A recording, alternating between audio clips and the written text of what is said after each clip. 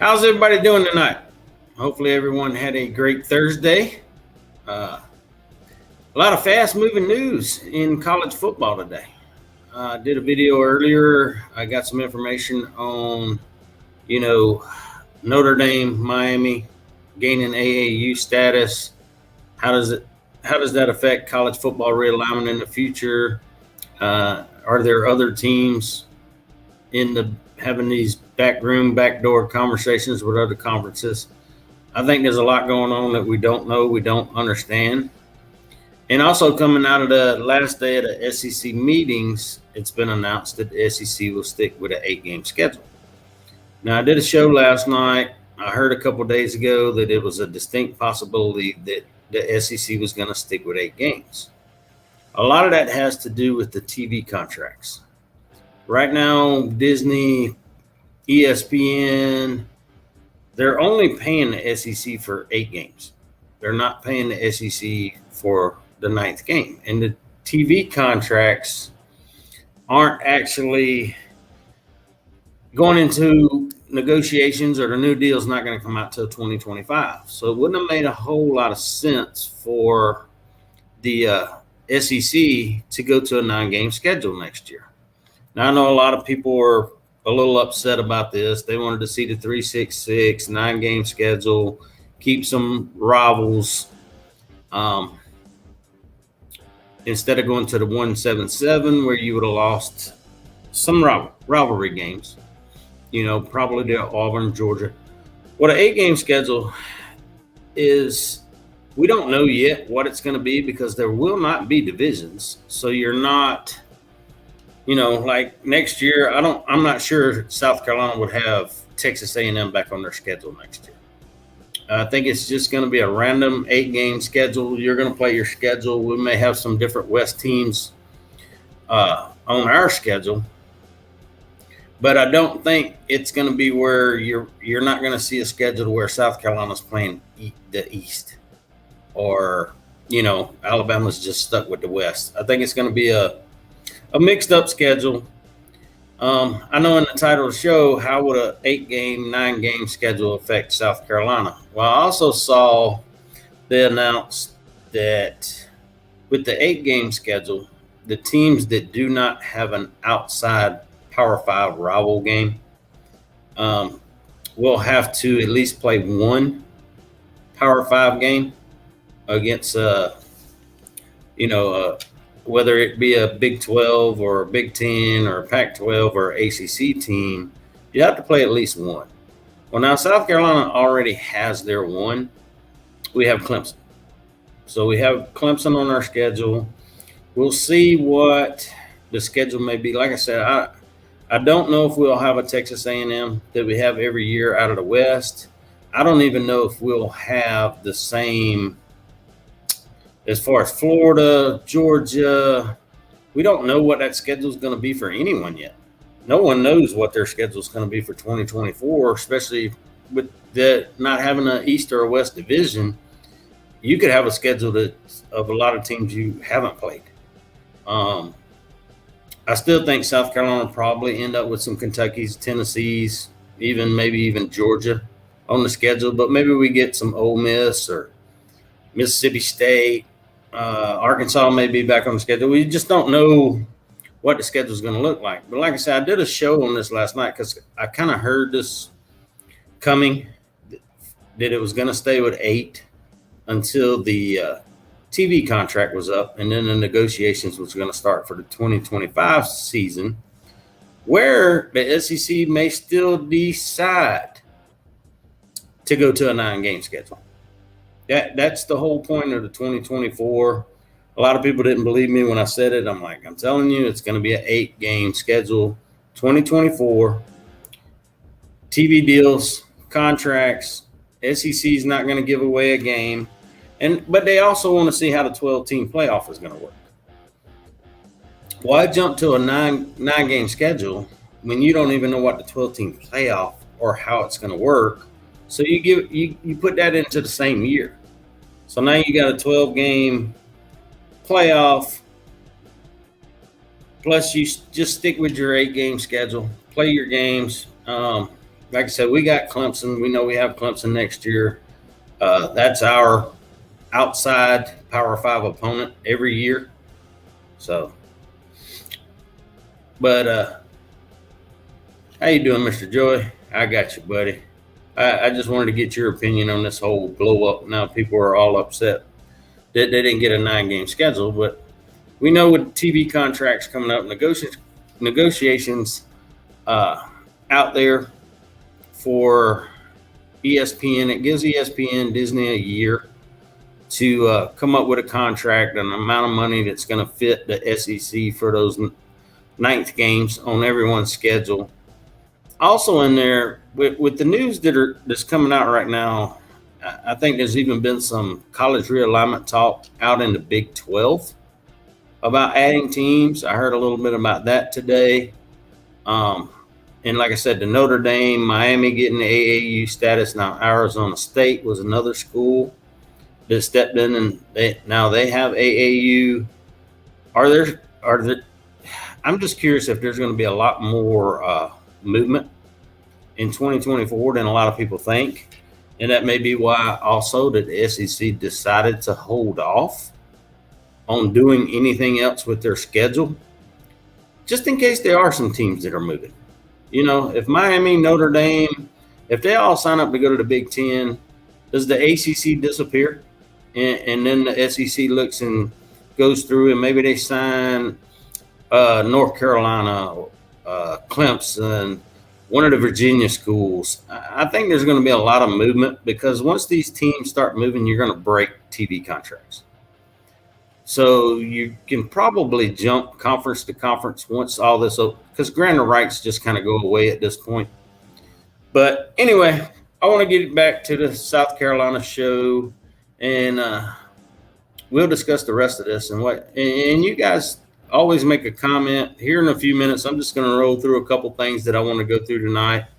I'll post a link in and have some people come in, and you guys give me your opinion on what you guys think of the future of college football. Is it going to be major changes in the next 2 years?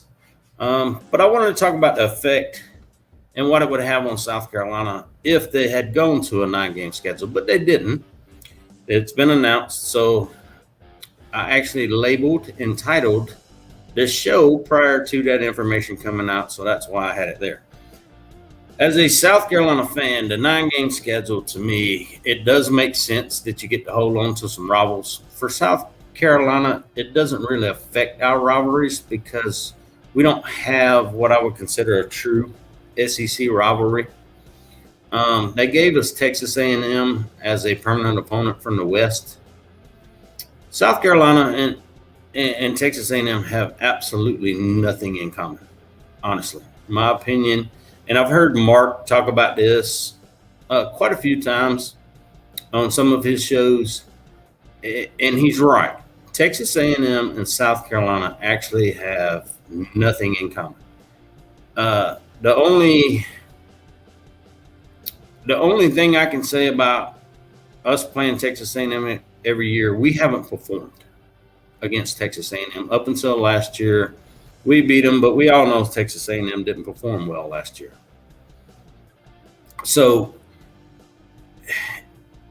I would have chosen more of a Kentucky, and I think we should have probably kept Arkansas as our permanent opponent, but that changed.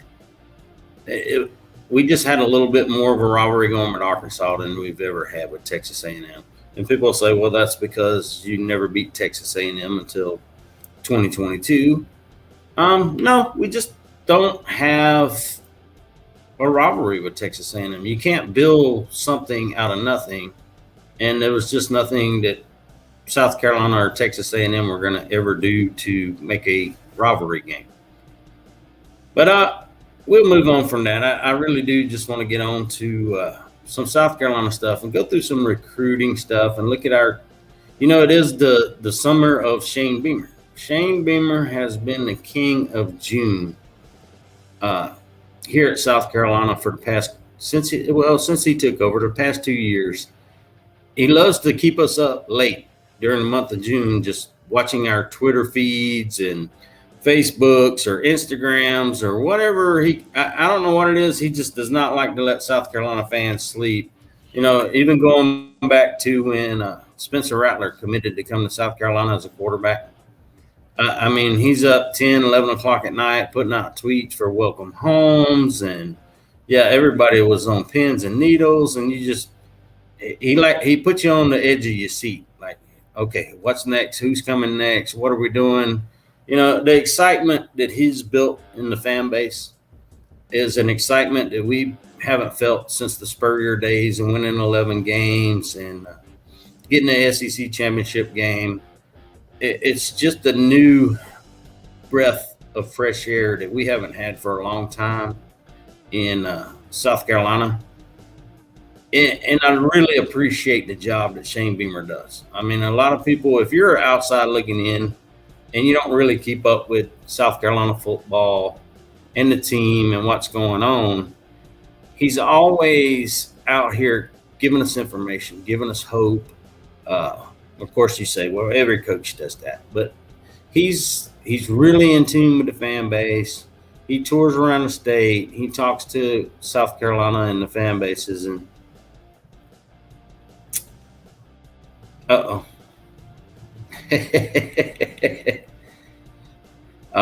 I could, Todd. There's no doubt I could have. That's what happens when I type and I'm not wearing my glasses. I can't see what I'm doing. But yeah, he has. So the one thing I've really been impressed with Shane Beamer. Back during his days with Steve Spurrier and when he was at South Carolina, he was our recruiting coordinator. Well, Shane Beamer helped build those 11-win teams. A lot of people, if you hadn't kept up with South Carolina and you don't know, he was our recruiting coordinator. And he really, really, really, really did help build those 11-win teams. Now, he did leave prior to having the later success of those teams. And he took opportunities. And this is what I like about Shane Beamer. Everyone was a little skeptical when he was hired at South Carolina. Well, why would we hire a head coach that's never really been a coordinator? He's never been an offensive coordinator. He was never a defensive coordinator. He was just a skilled position coach and ran a lot of recruiting for the teams he worked for. Well, you look at his resume. He was actually born in Charleston, South Carolina, for one thing. And his resume was he worked for Steve Spurrier, his dad, Frank Beamer. He also worked for Kirby Smart before leaving to go out to Oklahoma and work for Lincoln Riley. So he's a note taker. He's an OCD and a type guy. Another thing I can tell you about him, he's an Aries like me. I think his birthday is the end of March, which is like maybe 10 days prior to where my birthday's at. And if no one knows anything about Aries, we are very meticulous in the way we do things. If I get out of sorts, chaos just arrives. If I wake up 10 minutes later than I'm supposed to wake up, it just throws my whole day off. And I think that's the type of person Shane Beamer is. And that's why he's very consistent. He's been very consistent on the way he handles our football team. He's very consistent on the way he approaches recruiting. He's very consistent on how he handles the fan base. Yeah, he's had his moments to where he goes off on the doom and gloomers, but South Carolina has a history of being doom and gloomers. Now, some people say, why do you say that? It's called PTSD. Losing games that you shouldn't lose at the worst times you could lose these games. Back in the 80s, South Carolina had a chance of winning a national championship, and we lost to Navy. And then there's just been time after time after time after time through the history of South Carolina to where we just drop the ball against teams we should win, and the fan base gets their hope up. We're doing good. We're a better team and then we just go out and we lose a game that makes you scratch your head. Is how did you lose that football game? And like I said, it's just PTSD.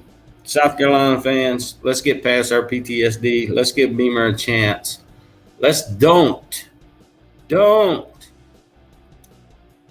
ask that man to be 11-win national championship contender in year 3.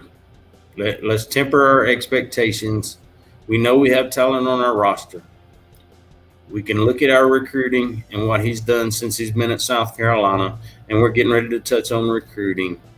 But don't put too much expectations on him. Don't put too much expectations on the team. Give him a few games. Let's see how we're doing after North Carolina, which has been announced. 7:30 ABC. Now, this is great for South Carolina. South Carolina, 2 of their first 3 games, we are actually on national networks. 7:30 against North Carolina on ABC, week 1. Week 2, I know that drops to ESPN Plus, which is kind of expected. We're playing Furman. You know, you're not going to get on one of the big networks playing a Furman in week 2, but I have ESPN Plus because I am not missing my South Carolina football games.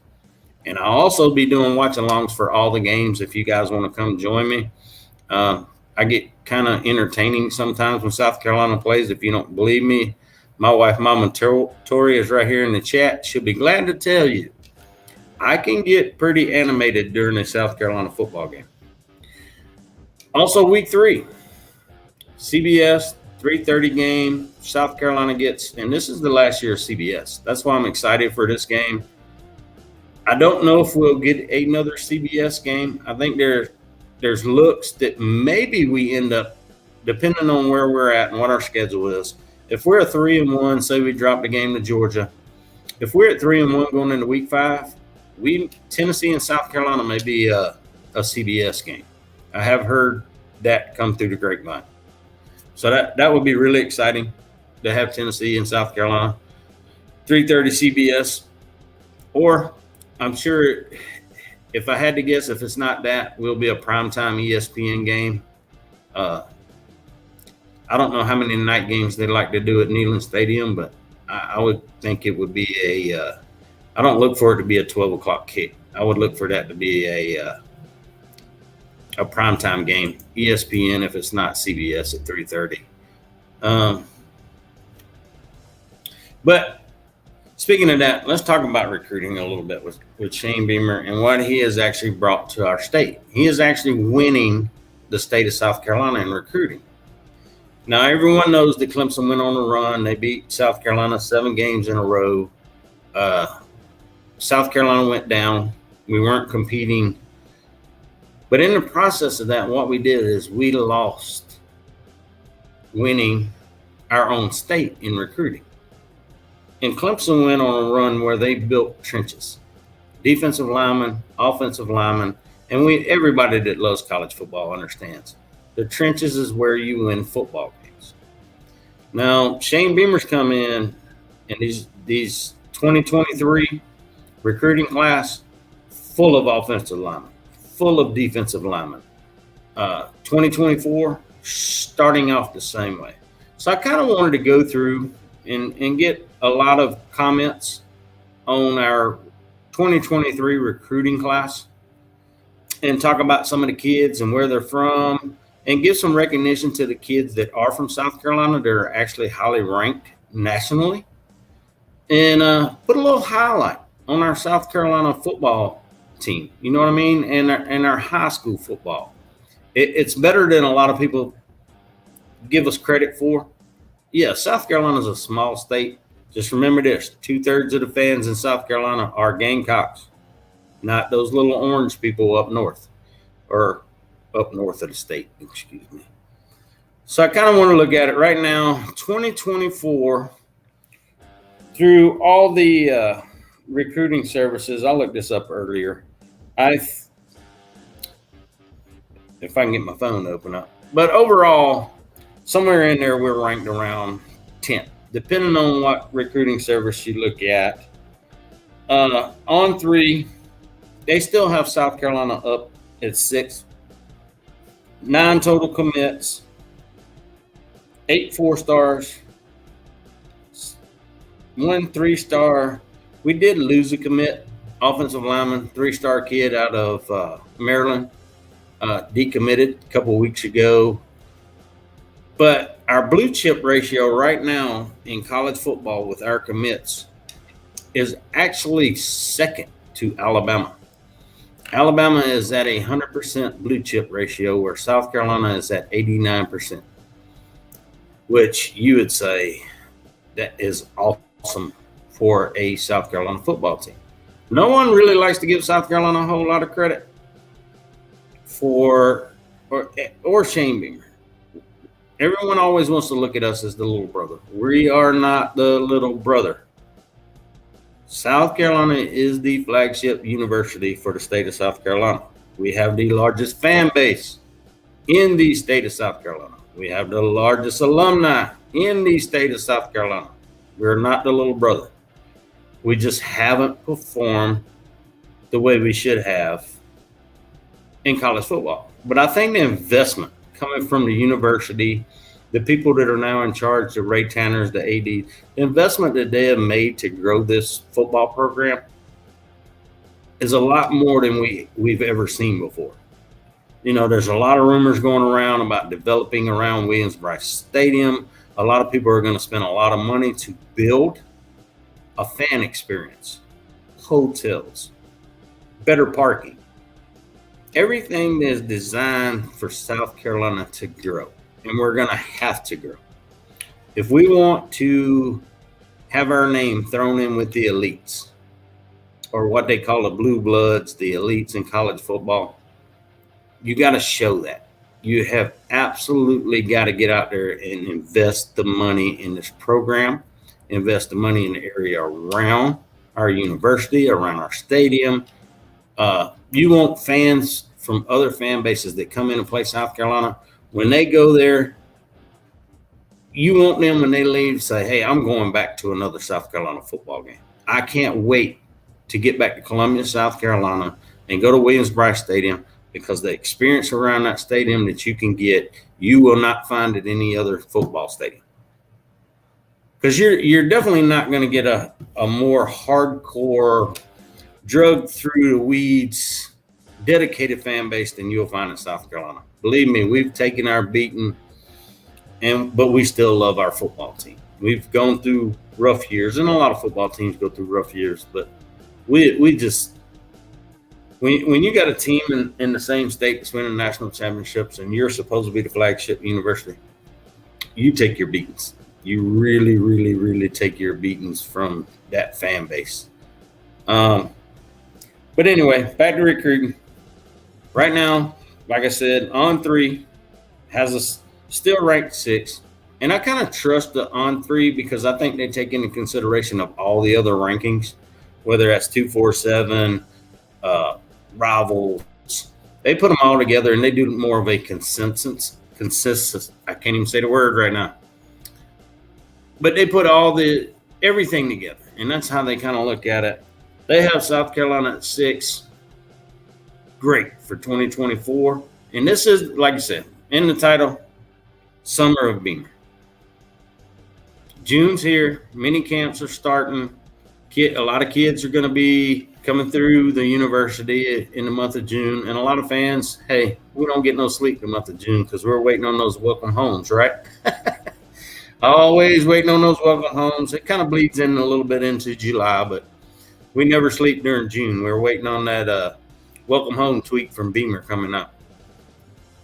Well, Roberts does kind of knock South Carolina down a little bit. They actually currently have us ranked 13th.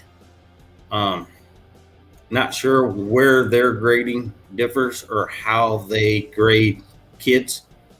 I think Rivals is a lot different than the other services that do it. Yeah, 247 has us 10th. Same thing, I don't know how they have theirs on there because they're actually showing us as having a 5-star. South Carolina, we do not have a 5-star for 2024 yet. But our quarterback for 2024 was just invited to the Elite 11. Did y'all hear about that? Is one of the finalists to go to the Elite 11 Dante Reno. And he has also probably been the biggest recruiter for the 2024 recruiting class.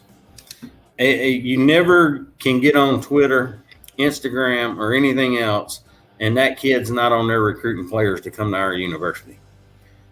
He's always putting videos up showing, how he's working to get improved and to come in next year and lead this football team. And he comes across very much as a leader.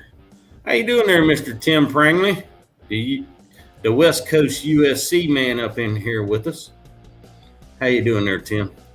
But yeah, I mean, it's been impressive in just the, first year of Beamer, he really could not recruit. Came in late, had to dig in to try to get some recruits into the school, and did some work, man. We ended up going, we all know the 2021,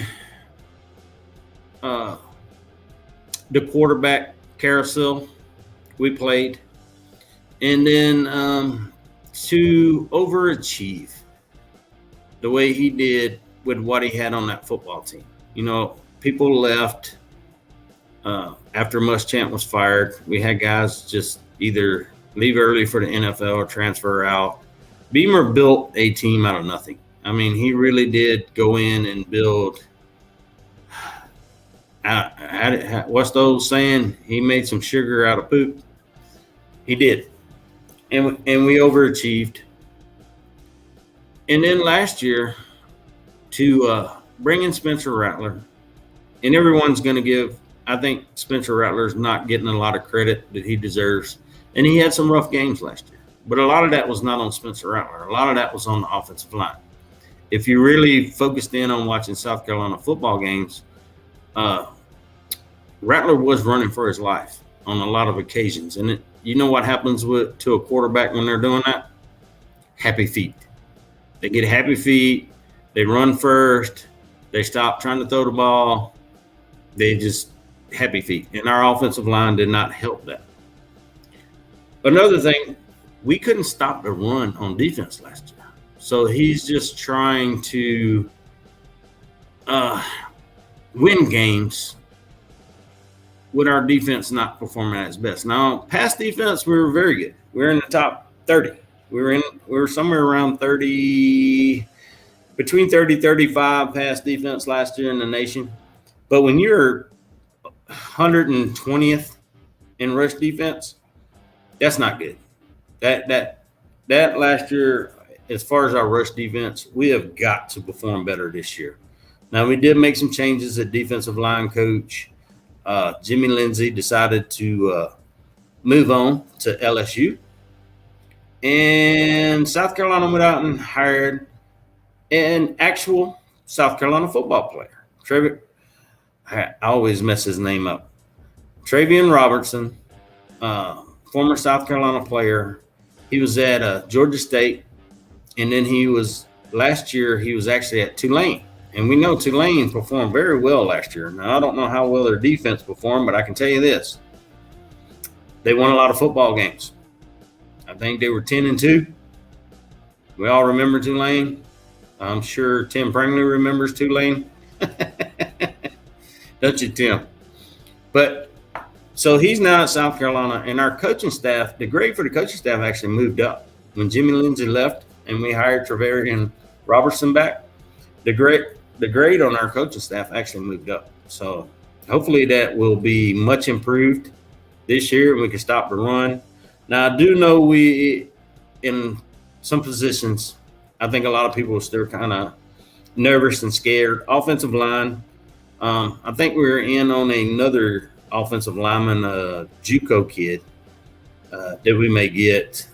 But we brought in a few guys through the transfer portal. I think we have some good guys through recruiting that will be just fine too. But I think offensive line is somewhere we really have to improve. Running back room, I think it's still out there that South Carolina may take a running back. The The only problem is that if we haven't taken a running back out of the transfer portal just yet, and the transfer portal's been closed for quite some time now, I don't know if we're going to make that move. Because you would think the coaching staff is sitting there and they have guys on the board and they're looking at these guys, these running backs in the portal. And if they don't think what's out there is better than what we have, then I don't see us bringing in a running back, honestly. I think we're going to roll with what we have. And we did move to Kerryon Joyner, who was our quarterback against North Carolina in the Duke's Mayo Bowl. And he put a beat down on North Carolina. He also played quarterback a little bit in 2019 when South Carolina actually beat Georgia, the last team to beat Georgia at home. Now, he's moved to running back, and everybody says, oh, my God, you put a quarterback at running back. Well, let's not forget this kid is like between 6'2", 6'3", about 225, almost 230 pounds. Not a small kid. So we'll see how he performs, and I look for a bunch of weird trick plays to come out of that because he's a wide receiver, quarterback / running back, whatever you want to call it. He's done it all at South Carolina. He is definitely the Swiss Army knife for South Carolina. And then we lost some guys to the transfer portal last year. We lost Marshawn Lloyd, who's out there with Tim Prangley at Southern Cal. Decided to leave South Carolina, where he was a number 1 running back, to go be a number 3 running back out there at the University of Southern California. Good luck with that guy, Tim. He stays hurt. Jaheim Bell left, went to Florida State. But we did add 2 great tight ends.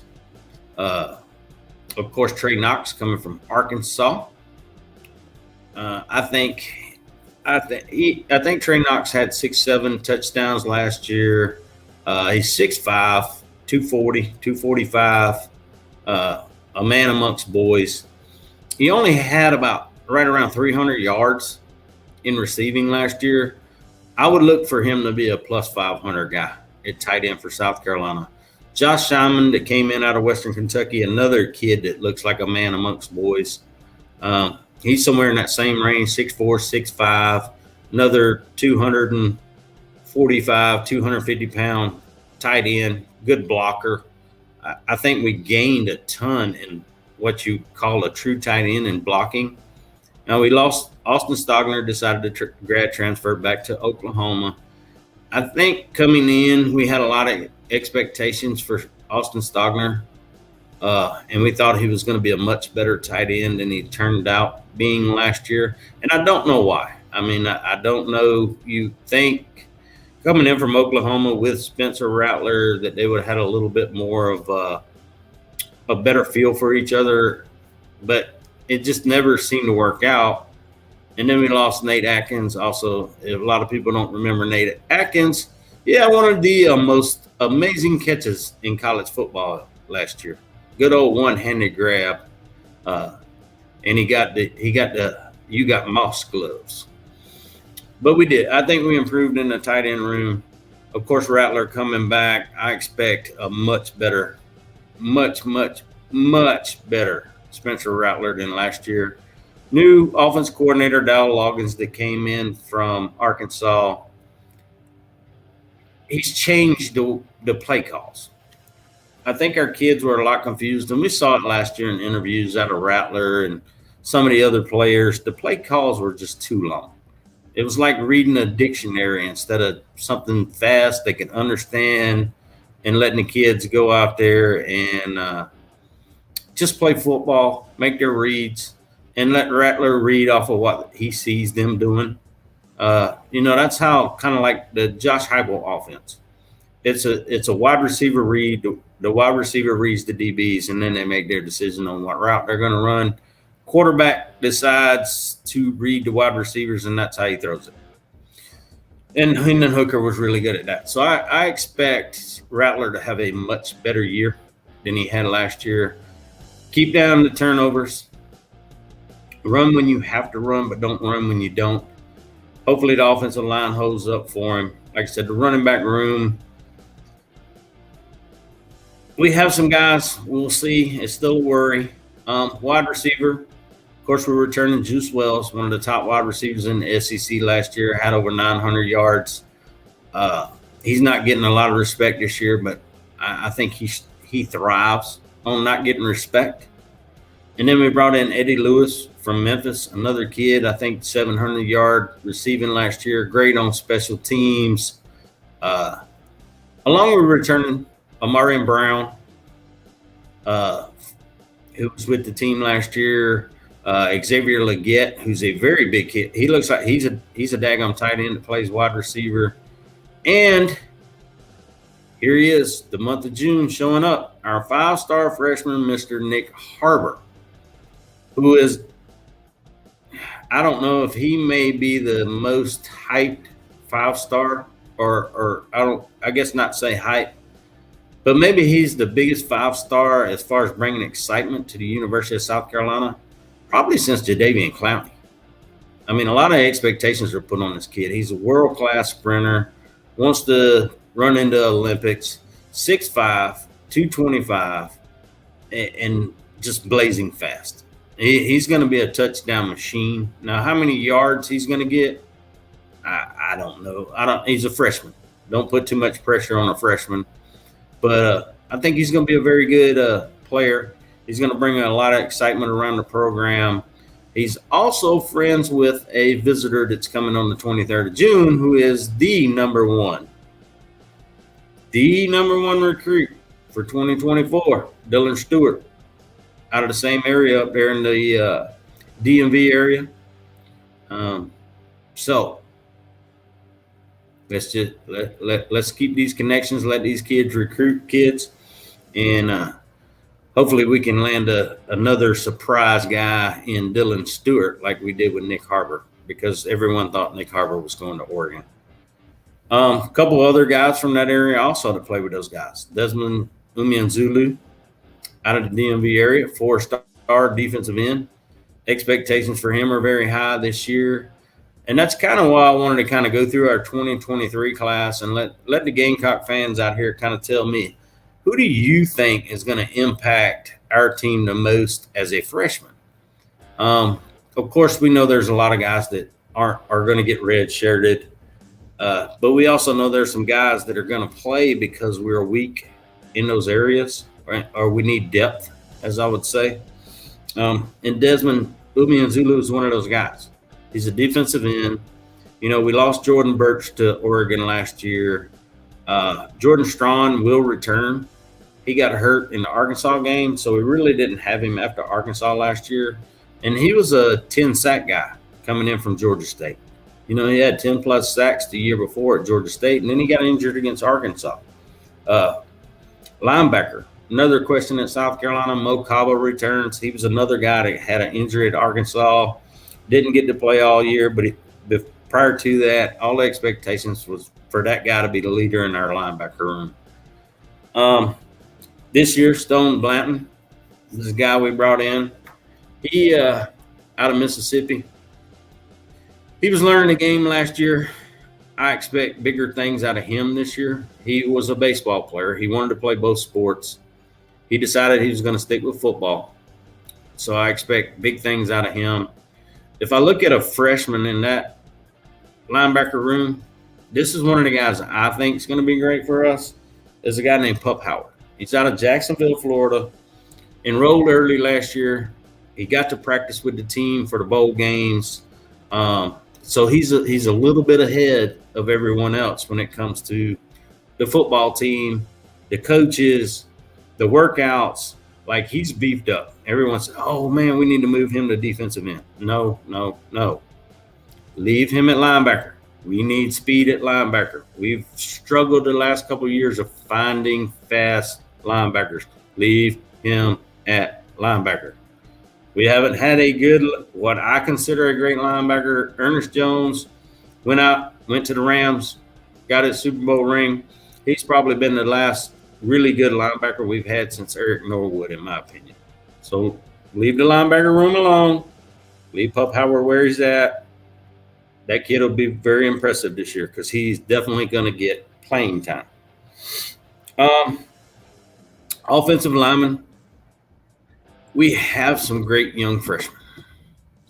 how much they're going to know and be able to compete in the SEC against these defensive linemen we see every week. SEC with the size and speed of these defensive linemen.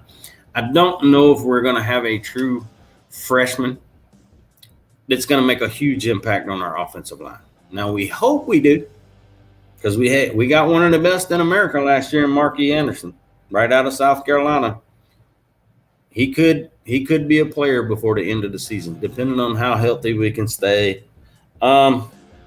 Defensive line, another kid we're very excited about, another highly ranked kid.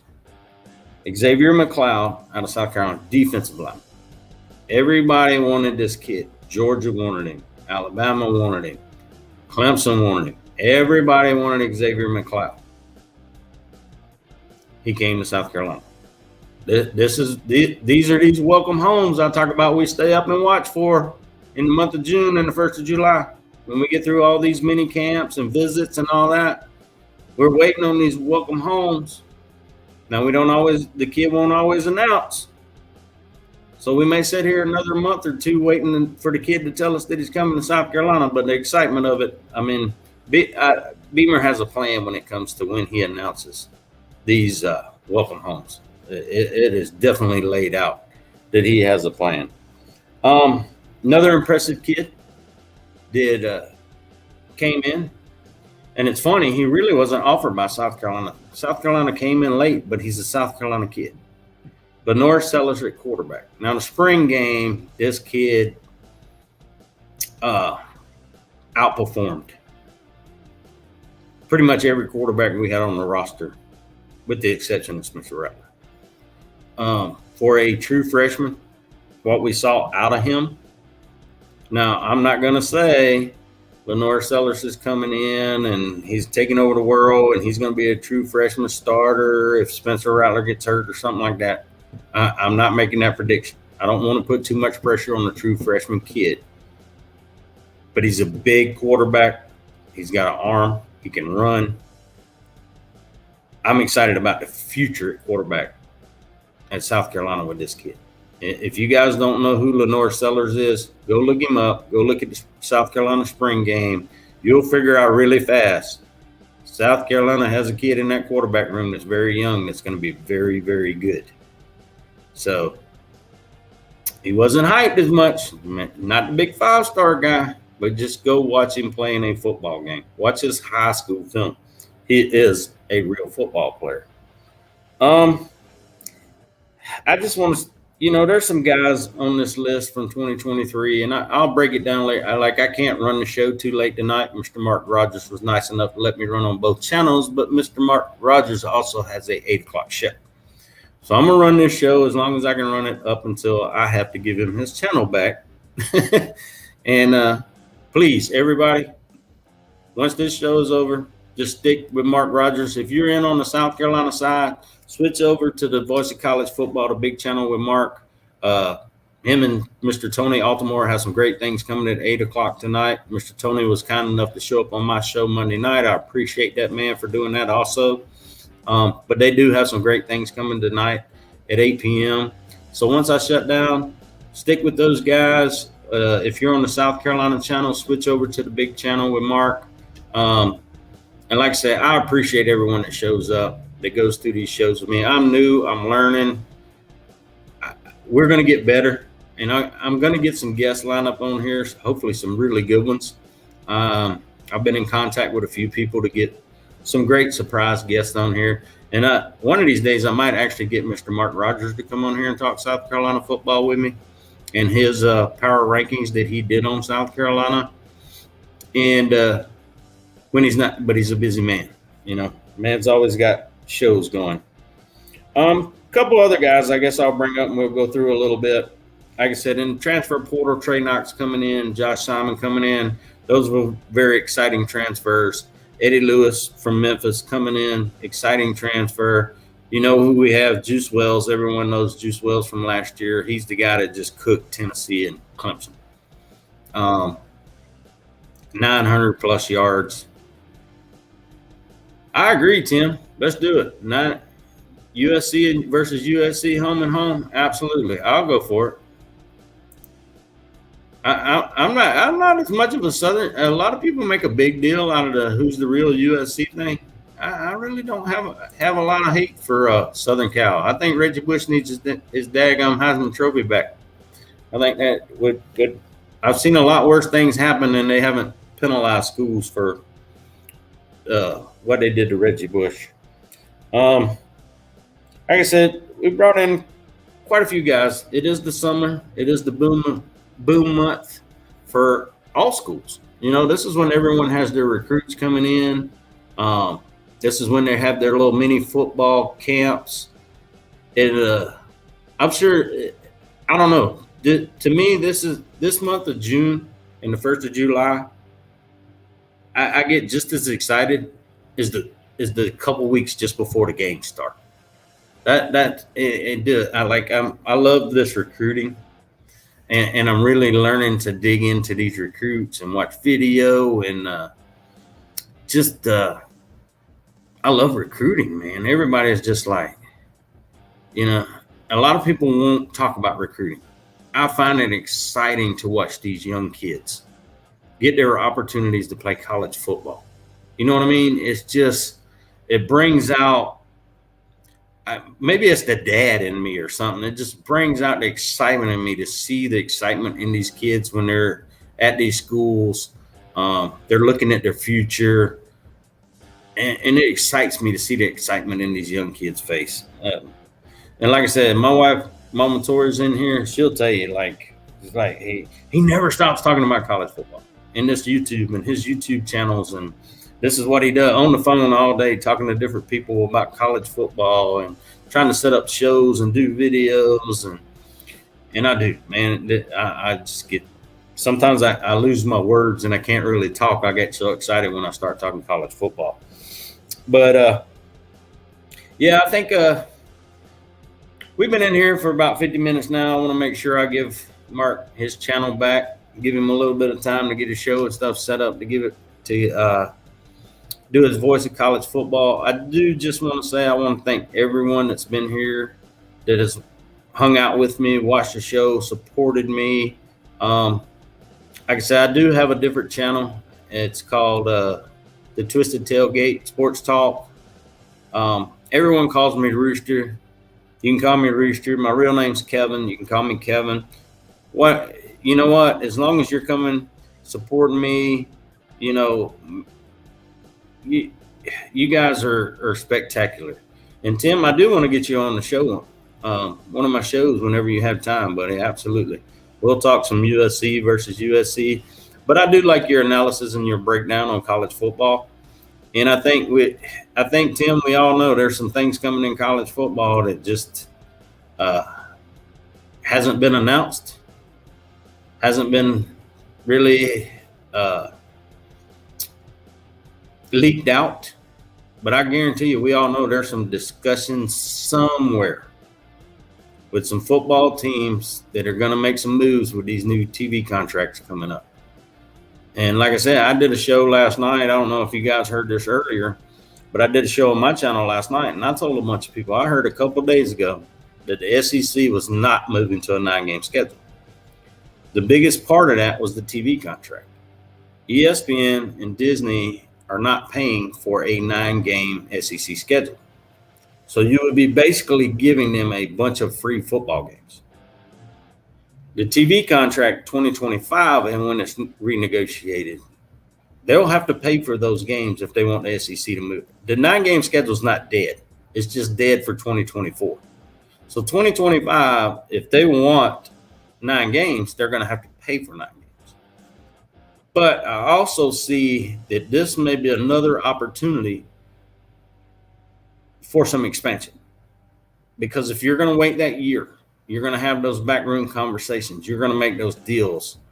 You're going to include that in that 2025 TV contract. And now that we know the whole thing with Notre Dame and Miami and Arizona State and all these schools that are now have AAU status, you look for the Big Ten to make some moves too. And like I said earlier, and I don't know if a lot of people know this, I live down here in Florida. And it came out yesterday or day before yesterday, I saw University of South Florida just got approved by the city of Tampa to make $340 million in improvements to their sports, their university. They're getting a new stadium for football, baseball, softball, tennis. $340 million the University of South Florida is getting to improve their whole sports program. Why would the University of South Florida do that? Why would the University of South Florida want AAU status?